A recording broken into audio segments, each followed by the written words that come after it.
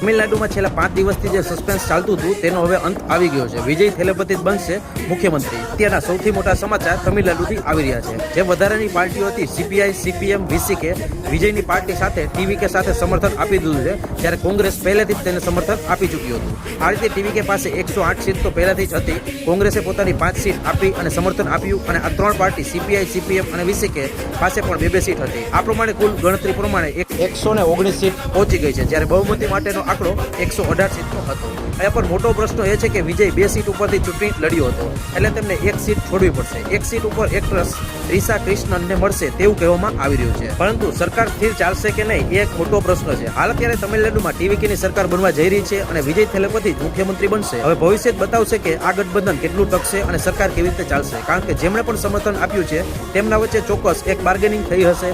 હાલ અપડેટ એટલી જ છે કે વિજય મુખ્યમંત્રી બનશે અને સમગ્ર સસ્પેન્સ અત્યારે તમિલનાડુમાં પૂરું થઈ ગયું છે. પણ આવી જ અપડેટ માટે અમને ફોલો કરી લેજો.